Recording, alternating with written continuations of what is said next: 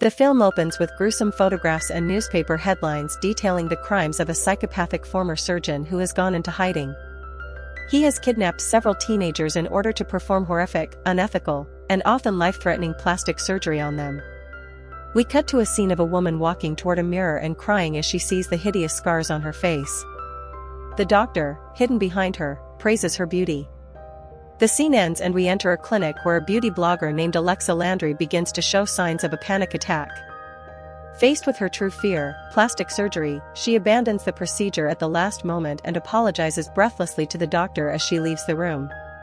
In another shift, Alexa's boyfriend, Matt Casey, is listening to his friend who is trying to convince him to leave Alexa. He suspects that she is cheating on him with his other friend, Trey.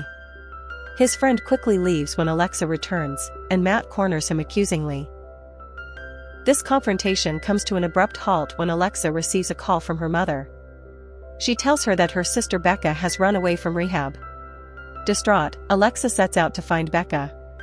Matt dodges the cheating issue and offers to help. Alexa finds her sister, and amid the jealousy of Alexa's famous boyfriend and her countless fans, Becca, tearfully, claims she has overcome her addiction.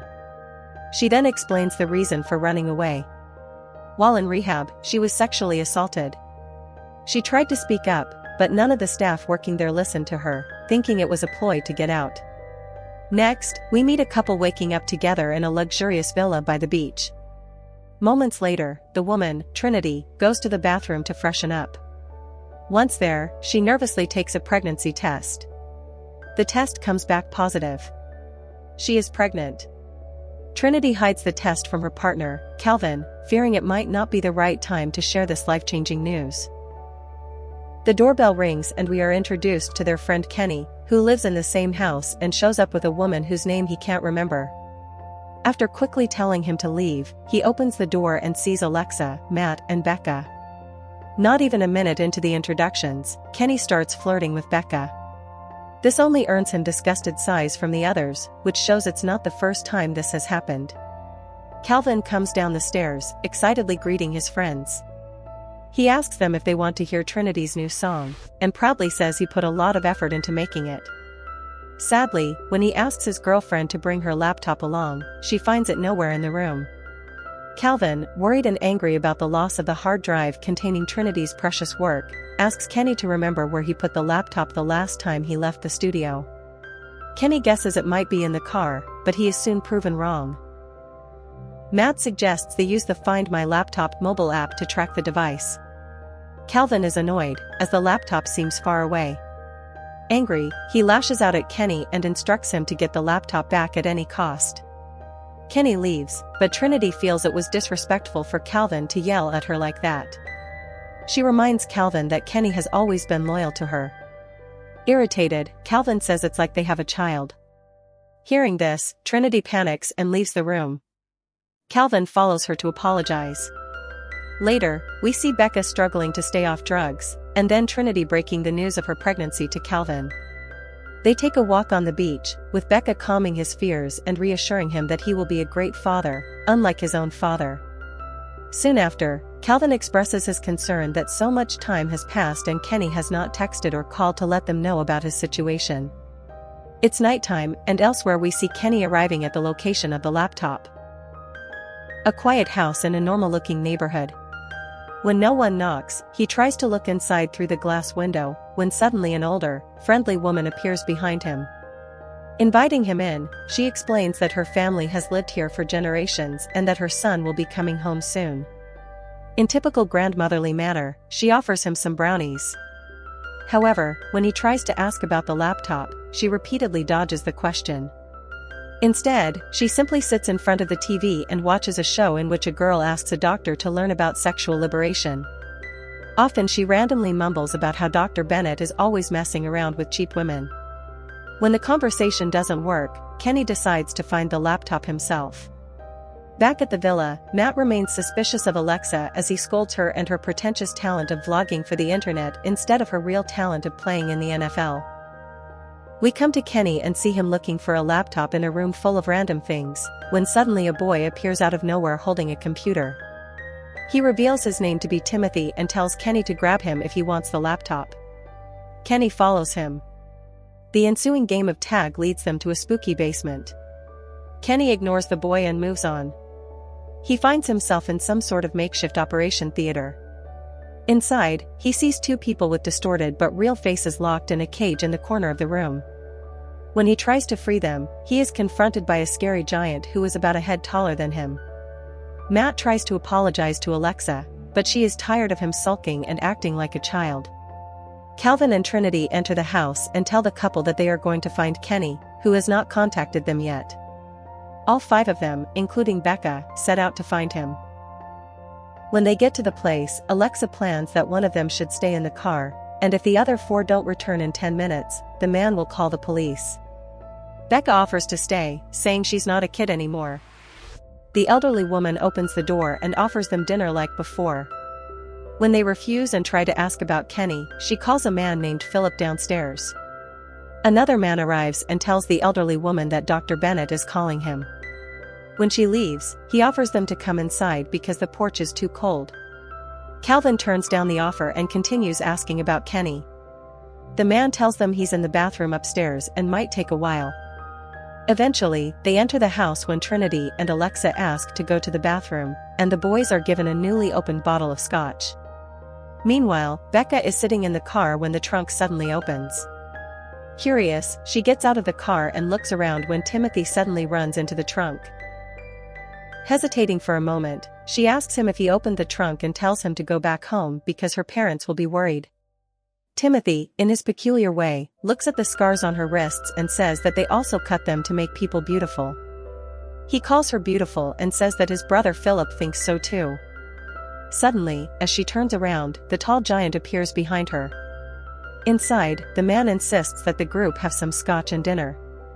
He introduces himself as Dr. Gene Cunningham and says that he makes people beautiful as a plastic surgeon. Amidst a sweet classical tune, the old woman brings in dinner. Trinity begins to suspect that Kenny might not be in the bathroom at all. Gene, having returned from supposedly looking for Kenny, tells the group that his son can be overzealous sometimes. He refuses to elaborate. We return to Becca and find her tied up in the basement clinic with a gag in her mouth. Back at the dinner table, the group lets out horrified screams as Gene rolls an unconscious Kenny into a wheelchair. His face is covered in blood and he's missing an eye. The doctor declares that although some procedures may go wrong, their procedure will be meticulous. Enraged, Calvin tries to kill Gene, but the giant man, who turns out to be Gene's son Philip, knocks him down. Matt falls to the ground and reveals that the wine was spiked with the drug. Gene injects Alexa with the same drug, and Philip knocks Trinity unconscious. The doctor then begins a monologue about how the group doesn't understand beauty and how he will make them beautiful. With everyone unconscious, Gene tells Philippe to prepare them for surgery and go get her brother. Gene and Philippe tend to a struggling Becca. The doctor tells her he doesn't have anesthesia, but promises he will work quickly. Next, he tells Philippe to undress her. We return to the two couples and see that both Trinity and Calvin have regained consciousness. Trinity is tied to a chair, Alexa and Matt to a bed, and Calvin is submerged in a bathtub filled with ice. Calvin groans from his knees as he crawls out of the ice. Both his legs have been cut off. He barely drags his body down the hallway and we return to the room where the other three are tied up. Trinity is screaming for help when the door opens and Timothy appears. He asks her to play handball and she agrees, in an attempt to somehow escape. The boy tries to untie her bonds, but, failing, goes to get help, leaving Trinity to fear what's going to happen next. In the hallway, the elderly woman finds Calvin trying to escape. She calls Gene, who drags a screaming Calvin away. In the basement, Trinity, who is carried inside in a wheelchair by Philip, joins Calvin. The girl is forced to watch as the mad doctor cuts off Calvin's left eye and lower lip. He also shows her Becca, who is kept in a glass case after the surgery. Upstairs, Alexa and Matt regain consciousness. Alexa explains that she was planning her birthday with Trey, and that's why she was spending time with him in hiding. Matt regretfully apologizes. However, this moment is unfortunate for repairing the relationship. The couple is interrupted when Timothy appears from behind the bed frame and asks Alexa to play with him. She agrees, but on one condition: Timothy will lead both her and Matt first. When he says she shouldn't do that, she convinces him by promising that she likes handball too, and that she will be his best friend if he gets them out of there. She partially succeeds. The boy unties her, but only her. Matt tells her to get help. Timothy walks Alexa to the main entrance of the house, and Alexa assures him that she will definitely come back to get her. She gets out and sees that Becca is nowhere to be found. Not having the car keys, she runs to the nearest house to ask for help. Back at the crazy doctor, Trinity is tied up on the surgery table and Jean asks Philippe to check on Matt and Alexa. During the checkup, the doctor finds out that she is pregnant. He offers to handle the situation. When Philippe returns and tells her that Alexa has disappeared, outside Alexa finds a woman driving a car and requests him to take her to the police station. The angry doctor leaves Trinity to find her. As Philip tries to give Matt another dose of sedatives, Matt punches him in the head, allowing him to escape the room.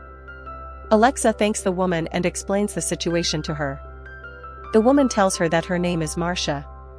Alexa becomes concerned when she sees the woman walking into the area instead of away from Jean's house.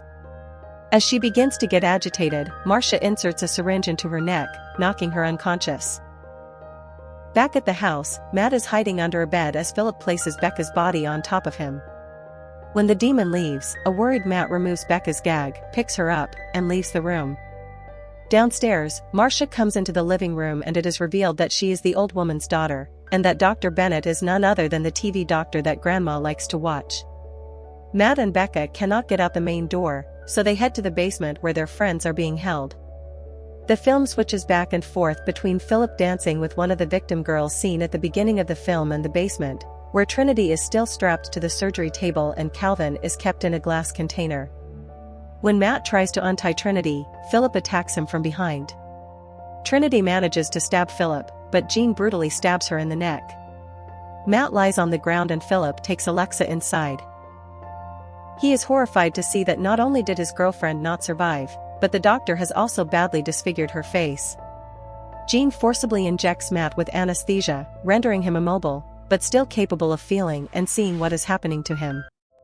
Laying him on a stretcher, the doctor cuts off Matt's arm with an instrument. He also brutally brings Alexa, who is crying in fear, closer so he can get a better look at her. Behind them, Becca stabs Philip in the eye with another sharp instrument. Jean is furious at the ruining of his masterpiece. In retaliation, the enraged doctor strangles Becca until she stops breathing. After witnessing the gruesome death of her friends, Alexa quietly runs off to find a way to escape. She runs into Marcia, whom she brutally stabs in the neck. Philip arrives and grabs her, but she is saved by his new best friend Timothy, who bites Philip's leg, giving him the chance to escape. Later, we see a couple standing outside. They seem to have taken a wrong turn and have unfortunately ended up in the doctor's neighborhood. They have to stop their car suddenly when they stumble across Alexa. They get out to help her. The woman is shocked to see Alexa's condition, but before they can take her to the hospital, Jean arrives. He drugs the woman while Philip knocks the man unconscious, and also an unsuspecting passerby who tries to videotape the whole thing. In the midst of the chaos, Alexa drives away in the car. She meets a delighted Timothy, who asks her to play with him. His voice is monotone as she agrees, and they set off together. At the end of the film, we see the doctor's latest victim strapped to a stretcher, screaming in fear. Dr. Jean Cunningham, maniacal as ever, declares her his new creation with a terrifying smile.